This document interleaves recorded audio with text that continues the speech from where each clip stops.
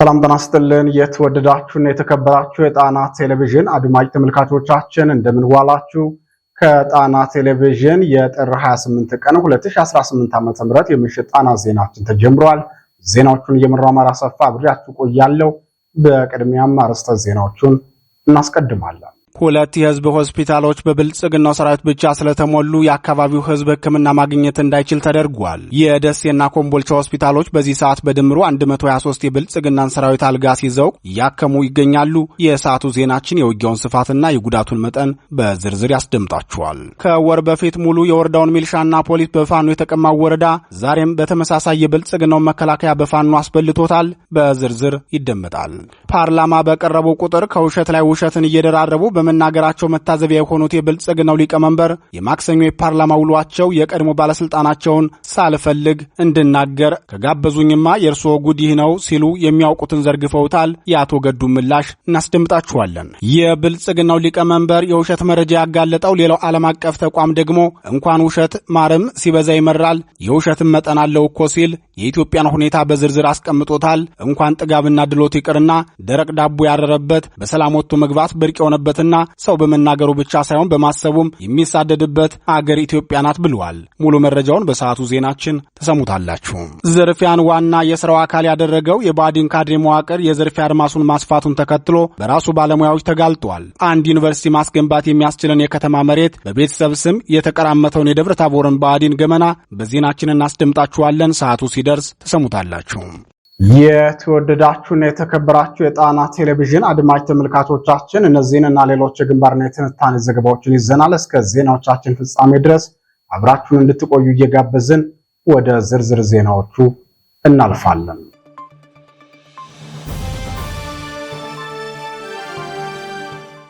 ወደ ቀዳሚው ዜናችን አመራን። ኮምቦልቻ ሆስፒታል በብልጽግና ሰራዊት ተሞላ። የአማራ ፋኖ ብሔራዊ ንቅናቄ አጼ ምኒልክ ዕዝ ተከታታይ ተጋድሎ በብልጽግናው ሰራዊት ላይ ከፍተኛ ኪሳራ ማድረስ ችሏል። ወግዲው ተጋድሎ ከፍተኛ ወታደራዊ አዛዦችን ጨምሮ ከ50 በላይ የብልጽግናው ሰራዊት ጉዳት ደርሶባቸው ለሕክምና ኮምቦልቻ ሆስፒታል ገብተዋል። ወግዲ ላይ በሶስት ጄኔራሎች አዋጊነት ከፍተኛ ሜካናይዝድ መሳሪያና የድሮን እጀባ ተደርጎለት የተዋጋው የብልጽግናው ሰራዊት በርካታ ኃይሉ የተመታበት ሲሆን ከፍተኛ መኮንኖችም ጉዳት ደርሶባቸው ከጦር ሜዳ በሄሊኮፕተር እንዲነሱ ተደርጓል። በዚህም ወደ አዲስ አበባ በጦር ሄሊኮፕተር ተጭነው ከተወሰዱ ከፍተኛ የሰራዊት አዛዦች በተጨማሪም በርካታ ቁጥር ያለው ኮምቦልቻ ሆስፒታል ገብቷል። ዛሬ ጥር 28 ቀን 2018 ዓ.ም እኩለ ቀን 6 ሰዓት ከ40 ላይ ኮምቦልቻ ከተማ ያረፉት ሁለት የጦር ሄሊኮፕተሮች ከፍተኛ ወታደራዊ አዛዦችና መስመራዊ አዋጊዎችን ጨምሮ ከ47 በላይ ቁስለኛ ወታደሮችን ወደ አዲስ አበባ ጭነው መውሰዳቸውን የዓይን እማኞችን ዋቢ አድርጎ መረብ ሚዲያ ዘግቧል። ወደ ኮምቦልቻና አዲስ አበባ የተወሰዱት የብልጽግናው ሰራዊት አባላት የወግዲ ወረዳ ሆስፒታልና ጤና ጣቢያዎች ማስተናገድ ከሚችሉት በላይ በመሆናቸው መሆኑን የገለጹት የሆስፒታል ምንጮቻችን ፋኖ በአካባቢው ከባድ የሽምቅ ጥቃት እየፈጸመ በመሆኑ በወግዲ የሚገኙ ቁስለኛ ወታደሮችን ወደ ደሴና ኮምቦልቻ ወስዶ ለማሳከም አዳጋች ሁኔታ ፈጥሮበታል ብለዋል።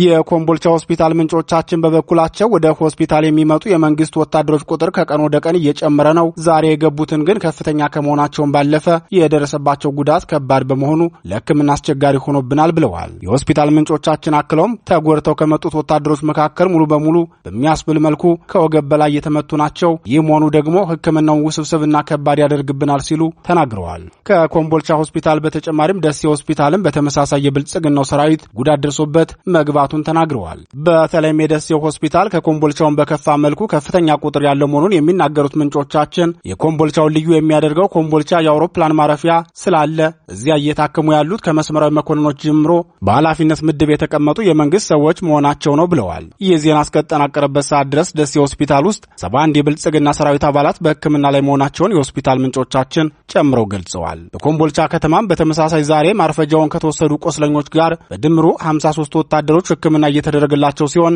ከዚህ በተጨማሪም እኩለ ቀን ላይ ሁለት የጦር ሄሊኮፕተሮች ከ47 በላይ ቆስለኞችን ጭነው ወደ አዲስ አበባ መብረራቸውን መረብ ሚዲያ ዘግቧል። በሁለቱ ሄሊኮፕተሮች ተጭነው ከተወሰዱ ቆስለኞች መካከል የሰሜን ምስራቅ እዝ እና የ11ኛ እዝ እንዲሁም በአየር ወለድ ኮማንዶ መምሪያ ከፍተኛ አዛዦች እንደሚገኙበት ለማወቅ ችለናል።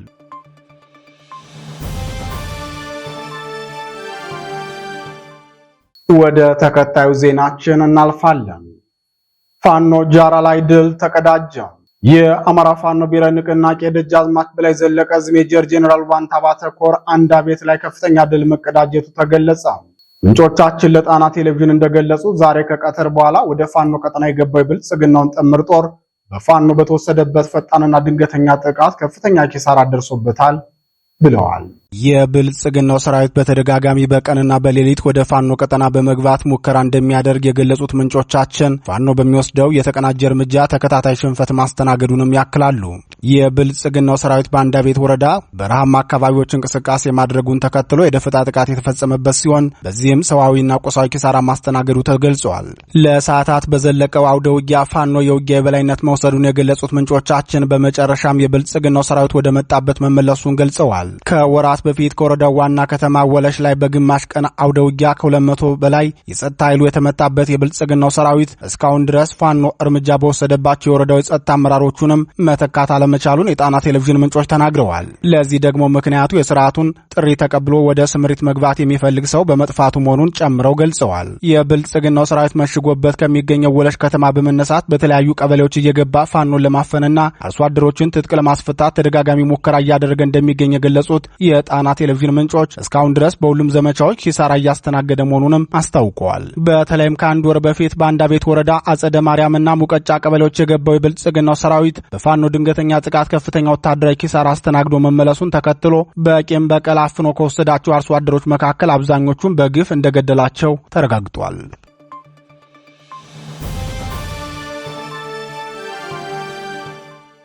ዜናዎቻችን ቀጥለዋል። ስለኔ የተናገሩትን ሰዎች ነግረውኛል። የገዱ ምላሽ ለአብይ። የቀድሞው የአማራ ክልል ርዕሰ መስተዳድር የውጭ ጉዳይ ሚኒስትር የብልጽግናው ሊቀመንበር የደህንነት አማካሪና የኦሮማራ መስራች የነበሩት አቶ ገዱ አንዳርጋቸው ለብልጽግናው ሊቀመንበር ምላሽ ሰጥተዋል። አቶ ገዱ በሰጡት ምላሽም በፓርላማ ንግግሮ ላይ የኔን ስም ጠርተው ያደረጉትን ንግግር ይመለከታል። ጥር 26 ቀን 2018 ዓ.ም በፓርላማ ቀርበው ባደረጉት ንግግር ከኤርትራ ጋር የተፈጠረውን አለመግባባት መንስኤ በተመለከተ እኔን በማኝነት ቆጥረው ማብራሪያ መስጠቱን ሰዎች ቆርጠው በላኩልኝ የቪዲዮ ቅጂ ተረድቻለሁ ሲሉ ተናግረዋል። የብልጽግናው ሊቀመንበር ማክሰኞ ዕለት በነበረው የፓርላማ ውሎ ላይ አቶ ገዱን አስመራ ልኬ የትግራይን ሕዝብ አትንኩብኝ ብዬ እንዲነግሯቸው ተናግሬ ነበር። አቶ ገዱ ማተብ አላቸው፣ ለማተባቸው ሲሉ ሊናገሩ ይችላሉ ማለታቸው አይዘነጋም። አክሱም ወጣቶች ሲገደሉ፣ አድዋ ሲዘረፍ፣ አዲግራት ሲዘረፍ በርካታ ኢንቮይ ወደ ኤርትራ ልክ ያለው የላኳቸው ሰዎች ገሚሱ አሁን ከኛ ጋር የሉ። ለምሳሌ ክቡር አቶ ገዱ ያኔ የውጭ ጉዳይ ሚኒስትር ነበሩ። ከአንዴም ሁለቴ ኤርትራ ልኬያቸዋለሁ። የላኳቸው የትግራይን ህዝቤን አታገሷቅሉ፣ ሀብቱን አትዝረፉ፣ ጸቡ ከቲፒኤልኤፍ እንጂ ከትግራይ ህዝብ አይደለም የሚል ነው። አቶ ገዱ አሁን እኛ ጋር የሉም፣ ግን ክር አላቸው፣ ህሊና አላቸው። ዛሬ ቢደብቁ በታሪክ ውስጥ ይወጣል። ለምን ጉዳይ ሄደው እንደተነጋገሩ እሳቸውም ያውቃሉ፣ ሻዕቢያም ያውቃል፣ እኛም እናውቃለን። እዚህ የብልጽግናው ሊቀመንበር ንግግር በኋላ አቶ ገዱ በሰጡት ምላሻቸው በእርስዎ ጥቆማ መሰረት በታሪክ ፊት እንዲቀመጥ የነበረውን ክስተት ሳልጨምርና ሳልቀንስ እንደሚከተለው አስቀምጠዋለሁ ብለዋል። አቶ ገዱ ለቀድሞ አለቃቸው የሰጡትም ሙሉ ምላሽ እንደሚከተለው እናቀርብላችኋለን። ለክቡር ጠቅላይ ሚኒስትር አብይ አህመድ ከገዱ አንዳርጋቸው ጉዳዩ በፓርላማ ንግግሮ ላይ የኔን ስም ጠርተው ያደረጉትን ንግግር ይመለከታል። ጥር 26 ቀን 2018 ዓ.ም በፓርላማ ቀርበው ባደረጉት ንግግር ከኤርትራ ጋር የተፈጠረውን አለመግባባት መንስኤ በተመለከተ እኔን በማኝነት ቆጥረው ማብራሪያ መስጠቱን ሰዎች ቆርጠው በላኩልኝ የቪዲዮ ቅጂ ተረድቻለሁ። እርስዎ በዚሁ ንግግሮ እንደገለጹት ጉዳዩ በታሪክ መዝገብ በአግባቡ ይቀመጥ ዘንድ የነበረውን ሁኔታ ምንም አይነት መጨመርም ሆነ መቀነስ ሳያስፈልገኝ በነጻ ህሊና እንድገልጽ የእርስዎ ንግግር አስገድዶኛል። በዚህም መሰረት አንደኛ፣ በእኔ በኩል እንዲህ ባሉ የኤርትራና የኢትዮጵያን ግንኙነት በሚመለከቱ ጉዳዮች አስተያየት ለመስጠት ፍላጎት አልነበረኝም። ምክንያቱም የነዚህ ሁለት እህትማማች አገሮች የግንኙነት ታሪክ በአብዛኛው በቁርሾ የተሞላ በመሆኑ በጥንቃቄና ኃላፊነት በተሞላበት መንገድ ሊያዝ ይገባዋል የሚል እምነት ስላለኝ የማውቀውን ጉዳይ በመሰለኝ መንገድ ላለመናገር ወስኜ ነበር። መቼም የሰሜኑ ጦርነት ተጀምሮ በፕሪቶሪያ ስምምነት እስኪቆም ድረስ የኤርትራ ጦር ከኢትዮጵያ መከላከያ ሰራዊት ጎን ሳይሰለፍ የቀረበት ጊዜ ያለ አይመስለኝም። ሌላው ቀርቶ በ2013 ክረምት ላይ የህወሓት ጦር ወደ አማራ ክልል አልፎ በገባበት ወቅት የኤርትራ ሰራዊት እስከ ደብረ ታቦር አካባቢ ድረስ መጥቶ መዋጋቱን እናስታውሳለን። የኢትዮጵያ መከላከያ ሰራዊትና የኤርትራ ጦር በአንድ ላይ ወታደራዊ ኦፕሬሽን መስራት ያቆሙት በፕሪቶሪያ ድርድር የተኩስ አቁም ስምምነት መድረሱ ይፋ ከሆነ በኋላ ነበር። እስከዚያ ድረስ ግን የአንድ አገር ሰራዊት በሚመስል ሁኔታ አብረው ነበሩ። የቀረ ነገር ቢኖር በጦርነቱ መሃል ሁለተኛው ዙር ጦርነት እንዳበቃና የህወሓት ታጣቂዎች ከአማራ ክልል ከወጡ በኋላ ውጊያው ጋፕ ብሎ በነበረበት ጊዜ የኢትዮጵያ መከላከያ ሰራዊት አዛዦች በማረግ ሲንበሻበሹ የኤርትራን አዛዦች አለመጨመሩ ሊሆን ይችላል። ሁለተኛ ከዚያ ሁሉ ጥፋት በኋላ በአሁኑ ወቅት እርስዎ የትግራይንም ሆነ የኢትዮጵያን ህዝብ ይቅርታ ይጠይቃሉ ብዬ ስጠብቅ ጉዳዩን አዛብተው ሲያቀርቡ ሳይ ባነሱት ጉዳይ ላይ ብቻ ማብራሪያ መስጠትን መረጥኩኝ። በትግራይ ክልል በነበረው ጦርነት የህወሓት ታጣቂዎችን ጨምሮ በጦርነቱ ተሳታፊዎች አማካኝነት የደረሰው ጉዳት የትግራይን ህዝብ ለማመን በሚከብድ ሁኔታ እንዲደቅ ያደረገ በመሆኑ ለዚህ ድርጊት አንድ አካል ብቻ ተጠያቂ አድርጎ እኔ ከደሙ ንጹህ ነኝ ለማለት መሞከር ከህግ ከፖለቲካና ከሞራል ተጠያቂነት ሊያድን ካለመቻሉም በላይ መሰል ጥፋት ዳግም እንዳይደገም ተገቢውን ትምህርት እንዳይወሰድ ያደርጋል። እውነቱን ለመናገር በዚያ ጦርነቱ ወቅት የትግራይ ህዝብ ማንም ወገን የተጎዳ ብሎ ከጎኑ የሚቆምለት መንግስትም ሆነ ሌላ ወገን አልነበረውም። የነበረውን የመንግስት ጫና ተቋቁመው በተወሰነ ደረጃ ከትግራይ ህዝብ ጎን መቆም የቻሉት ጥቂት ኢትዮጵያዊ የፖለቲካ ሰዎች፣ ዓለም አቀፍ ድርጅቶችና የተወሰኑ የውጭ መንግስታት ብቻ ነበሩ ማለት ይቻላል። ይህ የኛው የኢትዮጵያውያን እውነተኛና አስቀያሚ የቅርብ ጊዜ ታሪካችን ነው። ሶስተኛ እኔ እግዚአብሔር ደጉን አመላክቶት ከትግራይ ህዝብ ጋር ያለውትን አስከፊና የተበላሸ ግንኙነት ቢያሻሽሉ ደስ ከሚላቸው ሰዎች አንዱ ልሆን እችል ነበር።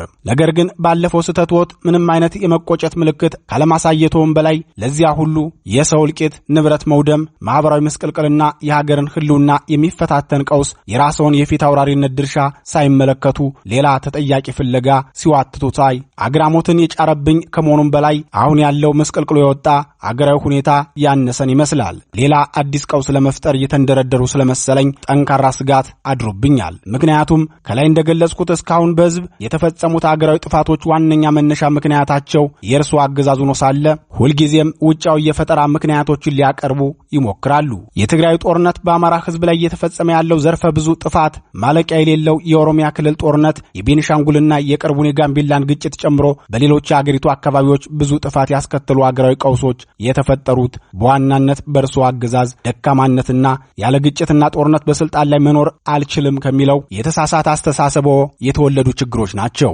አራተኛ ከላይ የተገለጸው አጠቃላይ ሁኔታ እንዳለ ሆኖ እርስዎ በንግግሮ በገለጹት መሰረት እኔ የእርስዎ ልዑክ ሆኜ ወደ ኤርትራ መሄዴን በተመለከተ የነበሩ ጥሬ ሐቆችን ወደ ማብራራቱ ልግባ። በመጀመሪያ ደረጃ ጦርነቱ ከተጀመረ በኋላ እኔ የውጭ ጉዳይ ሚኒስተር እንደነበርኩና በትግራይ ህዝብ ላይ የተፈጸመውን ወንጀል በተመለከተ መልእክተኛዋ ሆኜ ወደ ኤርትራ ተልኬ እንደነበር በፓርላማ ንግግሮ የገለጹት ሙሉ በሙሉ ሐሰት ነው። ይህ የለየለት ቅጥፈት መሆኑን እኔ ብቻ ሳልሆን እርስዎም ቢሆኑ የመዋሸት ሱስ ሆኖቦት ካልሆነና በአዲስ መልክ ሊያስፈጽሙት ላቀዱት የጥፋት ፕሮጀክት ህዝብን አወናብዶ ለማነሳሳት ያግዘኛል ብለው ካላሰቡ በስተቀር ሁለቱም ጉዳዮች ለማንኛውም የኢትዮጵያን ፖለቲካ ለሚከታተል ሰው ሁሉ ግልጽ ነው። እኔ ከውጭ ጉዳይ ሚኒስትርነት የተነሳሁት ጦርነቱ በተጀመረ ማግስት ማለትም ከጥቅምት 25 2013 ጀምሮ ነው። መቼም ይህንን ጉዳይ ይዘነጉታል ተብሎ አይጠረጠርም። አሁንም ሌላ በህዝብና በአገር ላይ ለመፈጸም የሚያውጠነጥኑት የጥፋት አሻጥር ኖሮ ለማምታታት የሚጠቀሙበት ነገር ከሌለ በስተቀር የኔ የውጭ ጉዳይ ሚኒስትርነትና ወደ ኤርትራ መሄድ የማይገናኙ ጉዳዮች ናቸው። አምስተኛ ከጦርነቱ ጋር ተያይዞ በህዝብ ላይ የደረሰውን ከፍተኛ ጉዳት በተመለከተ እርስዎ ህዝቤን አታጎሳቁሉ የሚል መልእክት አስይዘው እኔን ወደ ኤርትራ የላኩኝ መሆኑን እንዳረጋግጥ ምስክርነት ጠርተውኛል። ክቡር ጠቅላይ ሚኒስትር፣ ከዚህ ላይም ትልቅ ስህተት ፈጽመዋል። እኔ የማውቀው ሀቅ ከዚህ የተለየ በመሆኑ በዚህ ረገድ ጥሩ ምስክር ልሆነዎት አልችልም። እንደርሶ ከእውነት ጋር የተጣላ ሌላ ምስክር ቢፈልጉ ይሻለዎታል። እኔ ስለ ትግራይ ህዝብ ያለውትን አመለካከት እንድናገር ከፈለጉ የማውቀው እውነት እርሶ ከተናገሩት በእጅጉ የተለየ ነው። በእውነቱ ለመናገር በዚያ ወቅት የምር ከሚያስቆጣዎትና ሌሎችን እንደ ጠላት እንዲያው ከሚያደርጉት ጉዳዮች ውስጥ አንዱና ምናልባትም ዋነኛው የትግራይን ህዝብ መበደል ማንሳት ነበር። ለኔው ለራሴ ያሉኝን ላስታውሰዎት። በ3 ሳምንት ውጊያ የህወሓትን ኃይል ሰባብረን መቀሌን ተቆጣጥረናል የሚለውን ደስታ ለማብሰር በተጠራው የሥራ አስፈጻሚ ኮሚቴ ስብሰባ ላይ የነበረንን የግምገማ ሐሳብ መሰረት በማድረግ አንድ ሐሳብ አንስቼ ነበር። ቀርቦ የነበረው ግምገማ የትግራይ ህዝብ በሰሜን ዕዝ ላይ የተፈጸመው ጥቃትም ሆነ በመከላከያ የተወሰደው ያጸፋ እርምጃ ዱብዳ ሆኖበት ከማንም ወገን ሳይሰለፍ ባይተዋር ሆኖ ጦርነቱን በገለልተኛነት ይመለከት ነበር የሚል ነበር። እኔም በዚሁ የግምገማ ሐሳብ ላይ በመመርኮዝ ህዝቡ እንዲረጋጋ፣ ስርዓት አልበኝነት እንዳይፈጠር፣ ወታደሩ በአሸናፊነትና በበቀል መንፈስ ህዝብ እንዳያንገላታ ጥንቃቄ መደረግ አለበት፣ ቶሎ ብሎ የሲቪል አስተዳደር እንዲቋቋምና በራሱ ልጆች እንዲተዳደር መደረግም ይኖርበታል፣ በደል የሚደርስበት ከሆነ ህወሓትን ሊናፍቅና እንደገና ሊያጠናክር ይችላል የሚል ስጋት አዘል አስተያየት አቀረብኩ። እርሶም በመድረኩ ላይ ያነሳውትን ሐሳብ ባውንታ ተመልክተው አለፉት። መድረኩ ተጠናቆ ከስብሰባ አዳራሽ እንደወጣን ግን ለብቻዬ ጠርተው የነገሩኝንና ስለ ትግራይ ህዝብ ያለውትን አመለካከት በትክክል የሚያሳየውን አስተያየቶን ላስታውሰዎት። እንዲህ ነበር ያሉኝ። ትግራዮች ከእንግዲህ ከደረሰባቸው ሽንፈት አገግመው ጠንክረው ሊወጡ ይችላሉ ብለህ አትሰብ። እንዳይነሱ አድርገን ሰብረናቸዋል። ብዙ ሰው የትግራይ ህዝብ ይለኛል። የትግራይ ህዝብ ከማን ይበልጣል? እንዳይነሳ አድርገን አድቀቀነዋል። በቀጣይም ይበልጥ እናደቀዋለን። መሸነፍ ከባድ ስለሆነ ከእንግዲህ ያ የምናውቀው የትግራይ ተመልሶ አይመጣም የሚል ነበር። የትግራይ ታጣቂዎች ከአማራ ክልል ወጥተው ወደ ትግራይ ከተመለሱ በኋላም በዓለም አቀፉ ማህበረሰብ ዘንድ ተደራደሩ የሚል ግፊት እየተጠናከረ በመጣበት ወቅትም የሚከተሉት የድርድር ስልት ትግራይን ቀስ በቀስ እርባና ቢስ ማድረግ እንደሆነ በአደባባይ ስብሰባ ላይ የተናገሩት ሐቅ ነው። እኔ የማውቀውና ስለ ትግራይ ህዝብ ያለውት እውነተኛ አመለካከት ይህ ነው።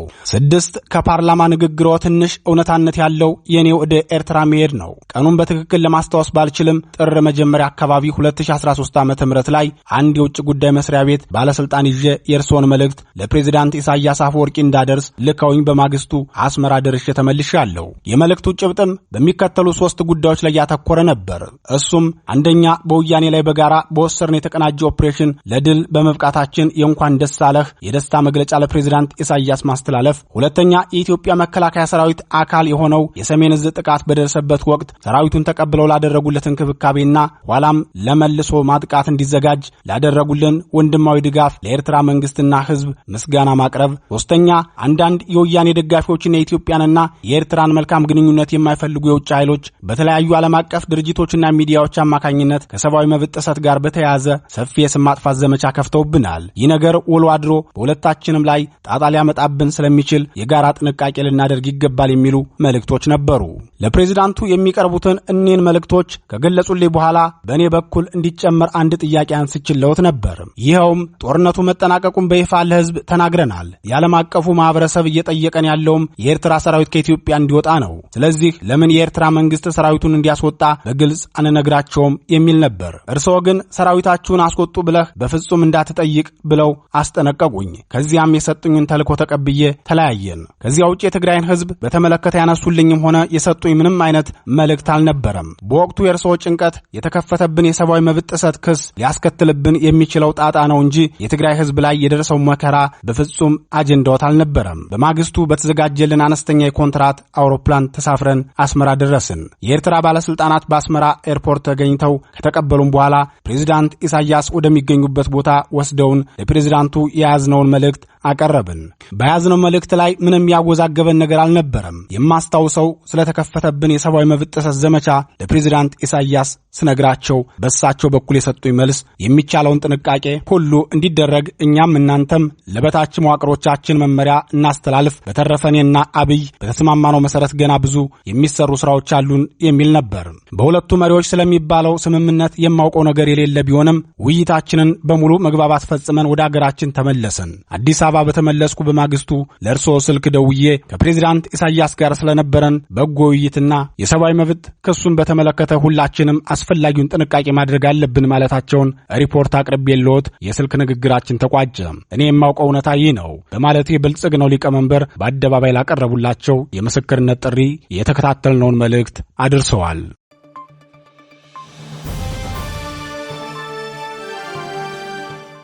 ክቡራትና ክቡራን የጣና ቴሌቪዥን አድማጭ ተመልካቾቻችን የጥር 28 ቀን 2018 ዓ.ም የምሽት ጣና ዜናችን አሁንም እንደቀጠለ ነው። ምርጫችሁ ስለምታደርጉን እናመሰግናለን። የብልጽግናው ሊቀመንበር ውሸት በገለልተኛ ተቋም ተጋለጠ። የብልጽግናው ሊቀመንበር ከቀናት በፊት በፓርላማ ቀርበው ባደረጉት ንግግር ኢትዮጵያ የተረጋጋ ሰላም እየሰፈነባት ነው ብለው ቢናገሩም ከኢትዮጵያ ሕዝብ በተጨማሪም ዓለም አቀፉ ተቋም ይህንን የብልጽግናው ሊቀመንበር ውሸት አጋልጧል። ሂዩማን ራይትስ ዎች ትናንት ይፋ ባደረገው ሪፖርቱ በ2025 በአገሪቱ በርካታ ቀጠናዎች በጦርነት ውስጥ እያለፉ ነው 2026ን የተቀበሉ ሲል የገለጸ ሲሆን ከዚህም በባሰ መልኩ ደግሞ ብልጽግናው አካሂደዋል የሚለው ምርጫ ተከትሎ ገና ከምርጫው በፊት በገለልተኛ ሚዲያና ሲቪል ማህበራት ላይ የጣለውን ገደብ በማጠናከሩ ምክንያት በኢትዮጵያ ውስጥ ያሉ ሲቪሎች ተደራራቢ የጸጥታና የሰብአዊ መብት ቀውሶች እንዳጋጠማቸው አስታውቋል። ይህም አገሪቱን በከባድ ፈተናና አጣብቂኝ ውስጥ እንድትገባ አድርጓታል ብለዋል። ዓለም አቀፉ የሰብአዊ መብት ተሟጋች ድርጅት ሮቡ ትናንት ባወጣው ሪፖርቱ በ2025 በአማራና በኦሮሚያ ክልሎች ጦርነቶች መቀጠላቸውን፣ በትግራይ ውስጣዊ ውጥረት ጋር ተያይዞ አለመረጋጋት መከሰቱን፣ በብልጽግናው መንግስትና በሻዕቢያ መካከልም ያለው ግንኙነት ሻክሮ ወደ ጦርነት እየተንደረደሩ መሆናቸውን፣ የብልጽግናው ስርዓት ተቃዋሚዎች ላይ ሰፋ ያለ እርምጃ መውሰዱን፣ የፍትህ ጥረቶች መቆማቸውንና ኢኮኖሚያዊና ማህበራዊ ጫናዎች መባበሳቸውን ይፋ አድርጓል። የሂዩማን ራይትስ ዎች ሪፖርት ከመውጣቱ አንድ ቀን ቀደም ብሎ በብልጽግናው ፓርላማ የቀረቡት የብልጽግናው ሊቀመንበር ግን የተናገሩት ይህን ነበር። ሳይሞላ ኢትዮጵያ ውስጥ ከ28000 በላይ ታቦት ውጭ ወጥቶ አድሮ በሰላም ተመልሷል። 28000 ታቦት ሚሊየንስ ከኋላው አስከትሎ ማለት ነው። አዲስ አበባ እኮ አይደለም፣ በድፍን ኢትዮጵያ። በቀደም ገና በሚሊዮን የሚቆጠር ሰው እንዳያችሁት ነጭ ለብሶ ነጭ መስሎ አክብሯል በየቦታው። መስቀል እንደዚህ ነው፣ እሬቻ እንደዚህ ነው። ባለፉት 6 ወራት ዘመን መለወጫን ብዙ አለን ብለን ብንተው መስቀል፣ እሬቻ፣ ገናና ጥምቀት አይነት የወል ባህል የማህበረሰብ ባህል የሚከበርበት ውጭ የሚከበርበት ባህል በድፍን አፍሪካ የለም። ይሄ ሁሉ ህዝብ ወጥቶ በዓል አክብሮ አንዳንዱም አድሮ እየተመለሰ ለአንድ ሰዓት ምርጫ ሲሆን ሰላም እንዴት ይጠፋል?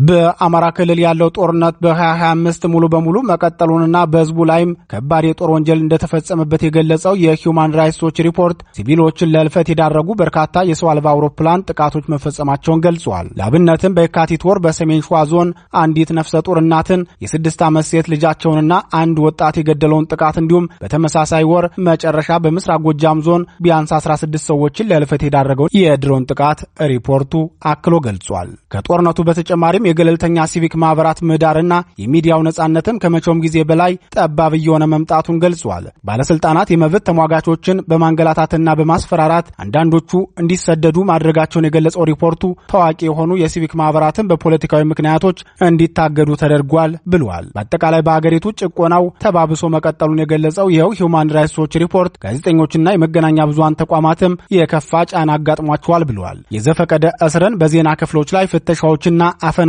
መፈጸማቸውን ገልጿል። የሪፖርተር ጋዜጣ ከፍተኛ አዘጋጅ ለተወሰነ ቀናት መሰወርንም በምሳሌነት ጠቅሷል። ባለስልጣናት የጥላቻ ንግግርና የሐሰት መረጃ ህግን እንዲሁም የተሻሻለውን የሚዲያ ህግ በመጠቀም በፈቃድ አሰጣጥና በቁጥጥር ላይ ያላቸውን ስልጣን ማስፋታቸውም ተመልክቷል። እዚህ በተጨማሪም በኢኮኖሚው፣ በፍትህ ስርዓቱና ሌሎች መስኮችም የኢትዮጵያ ሁኔታ እየከፋ መሄዱን በመግለጽ የብልጽግናው ሊቀመንበር በፓርላማ ቀርበው የሰጡትን የውሸት ሪፖርት አጋልጧል።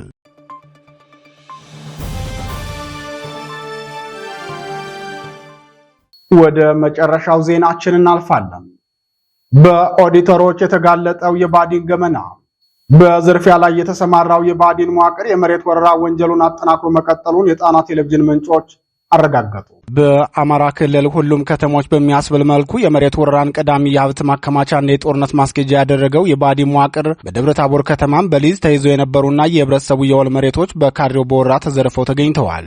የኦህዴድ ብልጽግና መንግስት በአማራ ህዝብ ላይ የተራዘመ ጦርነት ከፍቶ ከፍተኛ የጦር ወንጀል እየፈጸመ በሚገኝበት በዚህ ሰዓት የባዲን መዋቅር በበኩሉ ሀብት ዝርፊያና የጦርነት ማስኬጃ መሬት ወረራውን አጠናክሮ ቀጥሎበታል። ከወራት በፊት በደብረ ታቦር ከተማ በመሬት ዝርፊያና በቦታ ማህበራት የተደራጁ አባላትን ስም በመጠቀም በባዲን ካድሬ ቤተሰብ ስም ማዞርን ጨምሮ ሌሎች መረጃዎችን ከነዋሪዎች ተቀብለን መዘገባችን ይታወሳል። በትናንትናው ዕለት ደብረ ታቦር ከተማ አስተዳደር መሬት መምሪያ ከባለድርሻ አካላት ጋር ያደረኩት ባለው ስብሰባ በመሬት አስተዳደር ባለሙያዎችና በነዋሪዎቹ ከባድ ክስ ቀርቦበታል። ጉዳዩን አስመልክተው ዝርዝር መረጃ ለጣና ቴሌቪዥን ያደረሱት ምንጮቻችን በከተማዋ ውስጥ በርካታ ቦታዎች በብልጽግናው አመራርና የዞኑ ኮማንድ ፖስት በሚመሩ የብልጽግናው ጄኔራሎች ተሽጠው ተበልተዋል ሲሉ ተናግረዋል። እንደ ምንጮቻችን ገለጻ የክልሉ ከተማ ልማት ቢሮ ደብረ ታቦር ከተማን ወደ ሪጂኦፖሊታን አሳድጌያለሁ ብሎ ከገለጸ በኋላ ወደ ከተማዋ በተጠቃለሉት የአካባቢው የገጠር ቀበሌዎች ማለትም ደብረ ታቦር ኢየሱስ፣ አባረጋይና ጸጉር ኪዳነ ምሕረት አካባቢ በሚገኙ የወል መሬቶች ላይ ህገወጥ የመሬት ወረራ መፈጸሙን ገልጸዋል። በእነዚህ አካባቢዎች የሚፈጸመው የመሬት ወረራ በብዛት ለብልጽግና ጄኔራሎች እጅ መንሻ ተደርጎ በዞኑና በከተማ አስተዳደሩ ባለስልጣን የሚበረከት መሆኑን ምንጮቻችን ተናግረዋል።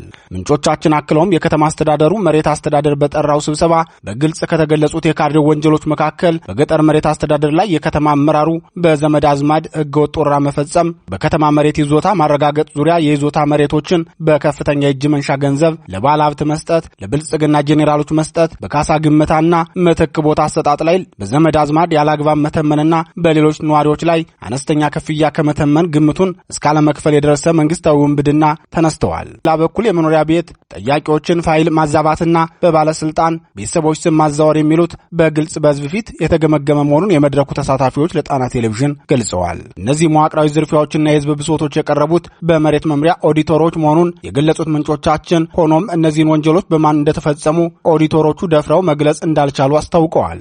ውይይቱ የተደረገው የደብረ ታቦር ከተማ ዋና አፈ ጉባኤና የመሬት መምሪያ ኃላፊው በተገኙበት መሆኑን የገለጹት ምንጮቻችን ከከተማው አመራሮችና ከመሬት አስተዳደር ባለሙያዎች ውጭ ያሉ ተሳታፊዎች ሀሳባቸውን እንዳይገልጹ መገደባቸውንም ጨምረው ገልጸዋል። ዘረፋው የሚፈጸመው በከተማዋ የፖለቲካ አመራሮችና በብልጽግናው ሰራዊት ወታደራዊ አዛዦች የጋራ ጥምረት ነው የሚሉት ምንጮቻችን የዝርፊያ ወንጀሉ ከህዝብ ጆሮ ቢደርስም አንደኛው የባዲን ካድሬ ለሌላው ጓደኛው ሽፋን እየተሰጣጡ ከተጠያቂነት ለማምለጥ በሚያደርጉት ጥረት የበርካታ ድሃ የማህበረሰብ ክፍሎች ህይወት እየተመሰቃቀለ ነው ብለዋል። ከወር በፊት በጉዳዩ ዙሪያ ጣና ቴሌቪዥን ዘገባ መስራቱን ተከትሎ የከተማ አስተዳደሩ ለመኖሪያ ቤት ማህበራቱ ማስታወቂያ አውጥቶ መሬትን ለመረከብ የሚያስፈልጉ ፎርሞችን እንዲያሟሉ ጥሪ ማድረጉን የማህበሩ አባላት ገልጸዋል። ይህን ተከትሎ በተደረገው ማጣራትም በርካታ የከተማዋ ባለስልጣናት ቤተሰቦች በህቡ ተደራጅተው እንደተገኙ የገለጹት ምንጮቻችን ከዚህ በተጨማሪም በሰሜኑ ጦርነት ህይወት መስዋዕትነት የከፈሉ የልዩ ኃይልና የሌሎች የጸጥታ አካላትም እንዳሉ ተደርጎ በማቆየት ለካድሬው ቤተሰብና የእጅ መንሻ የከፈሉ ባለሀብቶች ተተክተውበታል ብለዋል።